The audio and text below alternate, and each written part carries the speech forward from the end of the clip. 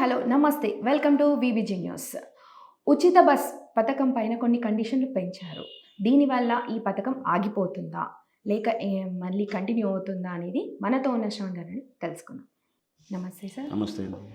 ఉచిత బస్ అనగానే స్టార్ట్ చేశారు, ఆల్రెడీ అవుతుంది. దీనిపైన కొన్ని కండిషన్స్ పెంచారంట. మరి ఇది కంటిన్యూ అవుతుందా లేకపోతే ఈ పథకం ఇక్కడికి ఆగిపోతుందా?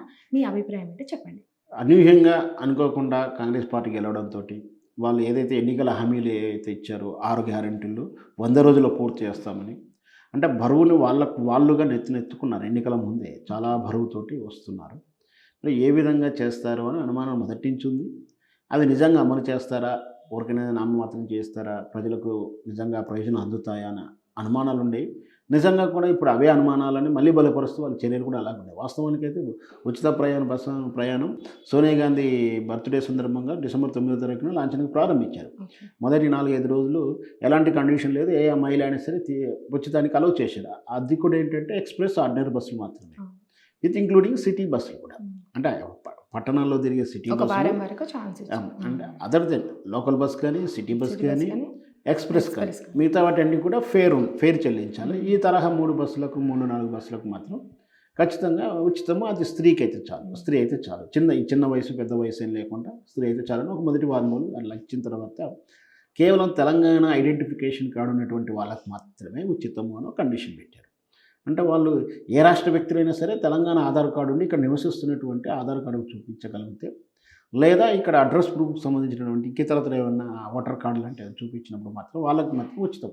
వాళ్ళు బీహారీలైనా గుజరాతీలైనా ఎవరైనా సరే స్త్రీ అయ్యి ఇక లోకల్ అడ్రస్ అంటే తెలంగాణ ఎనీ జిల్లాలో ఎక్కడైనా జిల్లాలో ఉండగలిగితే తెలంగాణలో ఈ చివరి నుంచి ఆ చివరి వరకు ఏ బస్సు అయినా ఆర్డినరీ ఎక్స్ప్రెస్ బస్సుల వరకు ఉచితంగా తిరగవచ్చు. టైమింగ్స్ లేదు, ఎన్నిసార్లు అయినా తిరగవచ్చు, లిమిట్ కూడా లేదు. ఈ విధానం బాగానే ఉంది. సో అందరూ హర్షించారు కొంచెం. కానీ ప్రాక్టికల్కి వచ్చిన తర్వాత ఆ బస్సులు కొరత ఏర్పడడం, రోజు రెగ్యులర్గా తిరిగే వాళ్ళకు ఉద్యోగాల కోసం తిరిగేటువంటి పురుషులు అధికంగా ఉంటారు, స్త్రీల కన్నా వాళ్ళు ఇబ్బంది పడడం, సీట్లు కొట్లాటపడడం, బస్సుల సంఖ్య తగ్గడం, ట్రిప్పులను దక్కించడం, పైగా ఈ ఒకవైపు ఇవి జరుగుతుండగానే సర్వీసుల సంఖ్య పెంచాల్సిన డిమాండ్ కూడా, ఒత్తిడి కూడా రావడంతో బస్సు ఈ ప్రజల్లో కొంచెం అలర్జడి వచ్చేసింది, అసంతృప్తి వచ్చేసింది, కోపం కూడా వచ్చేసింది. మన సోషల్ మీడియాలో చూస్తున్నాం అలాంటి వార్తలు, వీడియోలు ఎన్నో చూసాం. ఎవరు పెట్టమన్నారని కానీ ఆ బస్సులు వాళ్ళు కొట్టుకోవడం, బస్సు వచ్చి ఆగగానే స్త్రీ ఎగబడి ఎక్కడాలు, ఇవన్నీ కూడా చూస్తున్నాం. ఇంత వ్యతిరేకత ఉంది. దీంతో వెరసి ఒక నెల కాలేదు అప్పుడే రోజుకు 9 కోట్లు అంటున్నారు. కానీ వాస్తవానికి అయితే అధికారికంగా మాకు ఉన్నటువంటి సమాచారం రోజుకు 4 కోట్ల రూపాయలు ఉచిత పథకం ద్వారా నష్టం అయితే ఉంది. ఆల్రెడీ రాష్ట్రాల్లో ఉన్న ఆర్టీసీ సంస్థ రోజుకు 4 కోట్ల రూపాయల నష్టాన్ని భరిస్తుంది. రాష్ట్ర ప్రభుత్వం తిరిగి ఇచ్చినప్పుడు పూరించినప్పుడు లెక్క కానీ ఇంతవరకు వాస్తవానికి అయితే 4 కోట్ల నష్టం. వీటి నుంచి ఎట్లా బయటపడాలి? ఈ ఆదాయ మార్గం లేదు. జీతాలు 1వ తారీఖు ఇవ్వాలి.